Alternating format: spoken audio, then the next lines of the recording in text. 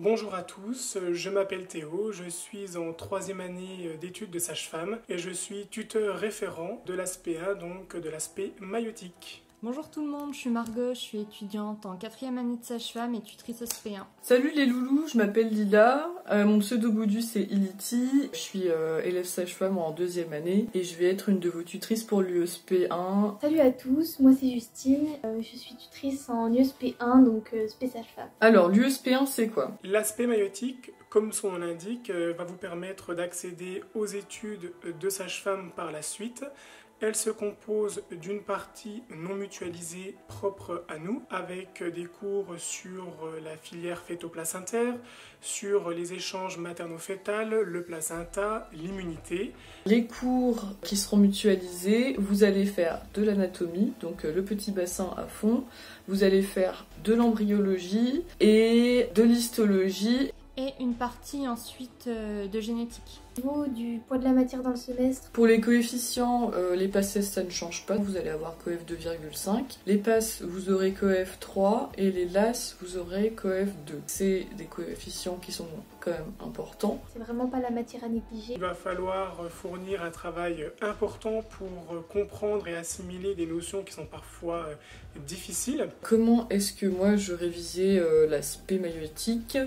Déjà vu le coefficient, j'ai estimé que c'était une matière, ça valait le coup d'y passer pas mal de temps par rapport au points que ça me rapporterait au concours. C'est une spé que je trouve par plusieurs aspects assez difficile à réviser parce que par exemple en embryologie, il y a beaucoup de dates à apprendre et je trouve qu'elles sont très faciles à oublier, donc ça j'étais obligée de le revoir fréquemment. Honnêtement, je pense que l'aspect, je la travaillais peut-être bien 4 jours par semaine, 5 jours par semaine. Donc ce que j'essaie de faire, moi, c'est de revoir l'entièreté des cours de la spécialité par semaine. Au niveau des conseils par thème, donc pour ce qui est vraiment spécifique à la maïeutique, je vous conseille de bien comprendre le cours, d'apprendre des chiffres que les profs vont donner. Pour ce qui est mutualisé avec médecine, donc l'embryo, essayez vraiment de comprendre un maximum. Je lisais des bouquins dessus, je regardais sur internet des vidéos. Par contre, une fois que je l'avais compris, je faisais une fiche qui m'expliquait vraiment ce qui se passait. L'embryologie, moi je vois c'est un petit peu comme de l'histoire. Donc du coup, en histoire, on a quoi? On a des dates. Et donc moi, pour apprendre des listes de dates, littéralement, je faisais des listes. Je trouvais que c'était beaucoup plus facile à apprendre par cœur comme ça. Pour l'anatomie, je sais que j'aimais bien faire des schémas, faire des fiches récapitulatives. Faites des QCM aussi, ça aide beaucoup les QCM là-dessus. Pas mal de QCM parce qu'on a l'impression en anatomie de toujours savoir nos cours et de se faire piéger sur des petits trucs cons en QCM. Hyper important. En anatomie, il y a un os que vous allez voir et revoir. Moi, j'ai eu hyper du mal à le représenter quand il était mis en 2 dimensions sur le papier. C'est l'os coxal. Alors pendant des mois, j'ai galéré, je comprenais pas comment c'était fichu et tout ça.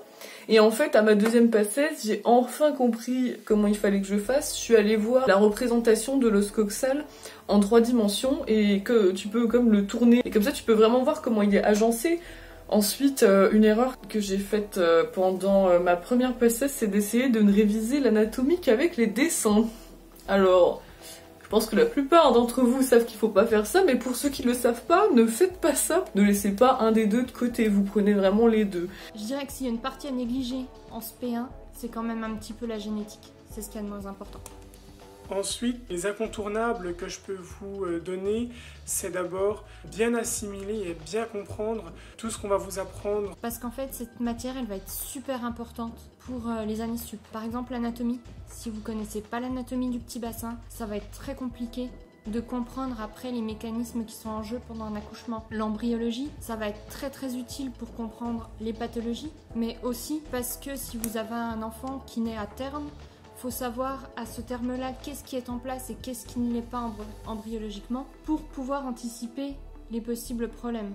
D'un point de vue QCM, faut en faire, c'est comme tout. J'avais fait les partiels blancs qui m'avaient pas mal aidé parce que voilà, ça permet de recibler les petits points de détail ou les petits points de cours qu'on n'aurait pas forcément bien assimilés, pas forcément bien compris. Alors fiche ou pas fiche, donc moi j'étais plutôt fiche, surtout pour ce qui n'est pas mutualisé, donc pour les chiffres, pour les normes. Pour l'histologie, ce que je peux vous conseiller, c'est de faire des tableaux récap. Pour récapituler où on trouve les différents types de cellules. Ce que je vous conseille, c'est de faire des cours synthétiques, mais directement à la prise de notes. pour vraiment garder les idées clés. Pas hésiter à faire des schémas. Faites vos cours le plus visuel possible, le plus graphique possible, pour que les choses importantes elles ressortent tout de suite à la lecture et pas que vous vous perdiez dans des pages et des pages et des pages de cours, quoi.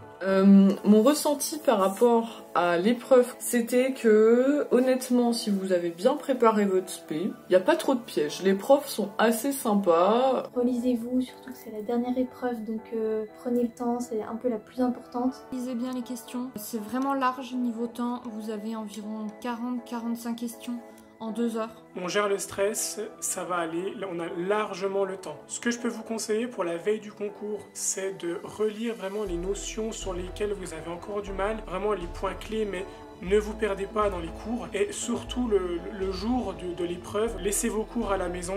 Pourquoi est-ce que j'avais choisi spé maïeutique? Alors il faut savoir que pendant ma première passesse, j'avais passé que médecine, parce qu'en fait j'ai passé toute ma vie en pensant que je voulais faire médecine, et en fait je me suis rendu compte en deuxième passesse que tout ce que je recherchais dans le métier de soignante que je voulais devenir, en fait je le trouvais dans le métier de sage-femme. Quelque chose qui m'a toujours donné envie de faire, c'est notamment travailler au planning familial, faire de la prévention, de la sexologie et tout ça. Et c'est quelque chose qui est accessible avec médecine, mais en fait c'est quelque chose qui est totalement au cœur du métier de sage-femme. Genre on fait ça à fond tout le temps, quoi, en fait. J'avais pas choisi sage-femme en premier lieu parce que tout simplement on ne m'avait jamais présenté le métier de sage-femme. Dans ma tête c'était juste les accoucheuses, quoi, comme dans les films.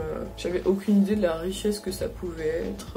Alors pourquoi j'ai choisi cette spécialité? Tout d'abord, quand je suis arrivée en début de S2, je ne connaissais pas grand chose à la formation et au métier de sage-femme, et c'est en assistant à la conférence proposée au début du second semestre sur les différentes spécialités que j'ai découvert le monde de la sage-famerie, les études, la profession, les poursuites d'études, les évolutions, et c'est vrai que ça m'a tout de suite attiré, ça m'a tout de suite plu, et je me suis senti tout de suite à l'aise. C'est vraiment un monde génial, quoi. Alors moi j'avais choisi cette spé pour son côté humain tout d'abord. On a vraiment la chance d'avoir du temps à consacrer aux femmes. On peut être présent, on peut discuter avec la patiente, on peut discuter avec le couple. On est là dans un moment qui est quand même super important dans leur vie. On partage des moments formidables et en même temps on a une vraie profession médicale avec derrière des vraies responsabilités. On a la vie de 2 personnes entre les mains, on a des droits de prescription et j'ai vraiment apprécié ce mélange entre humain et médical. Moi au début du S2 j'hésitais avec kiné, après j'ai arrêté au milieu du S2 et je sais que c'est assez compliqué de combiner plusieurs spé en même temps. Après c'est possible mais voilà, c'est mieux d'essayer de se concentrer sur une seule spé, du moins c'est plus simple. J'avais quand même passé 2 autres spé, donc j'avais choisi médecine. Au final, spé médecine et spé maïeutique, il y a pas mal de cours en commun, donc les deux c'est assez facile de les cumuler. Et j'avais choisi pharma aussi, et alors là c'est vrai que c'est complètement différent, c'est plus compliqué de cumuler les deux. Voilà, et pour finir, le petit message d'encouragement que je voulais vous dire, c'est de croire en vous parce que vous êtes capable d'y arriver. Voilà, vous avez travaillé toute l'année, vous avez bien travaillé, donc il n'y a pas de raison que ça passe pas et je vous dis à très bientôt. Alors moi je vous souhaite plein de courage pour ce semestre, j'espère que vous êtes bien reposés pendant les vacances, que vous êtes à fond pour réattaquer. Vous allez voir cette spé, c'est génial, elle est variée, on peut toujours la réviser sans jamais s'ennuyer en changeant de partie. Et puis j'espère vous voir en séance pour répondre à vos questions et vous apprendre plein de moyens mémotechniques qui m'ont aidé à réussir mon année. Je vous présente Ratatouille, voilà, elle vous souhaite bon courage pour ce S2. Quand on est en passesse, j'avais l'impression que c'était vraiment impossible de m'imaginer arriver en année supérieure. Mais en fait ça arrive, parfois vous y arrivez. Donc laissez jamais tomber votre rêve de devenir soignant ou soignante parce que ça vaut tellement le coup les sacrifices que vous faites. Parce que là je sais que c'est hyper dur, je m'en rappelle bien, mais vos sacrifices, ils seront pas en vain.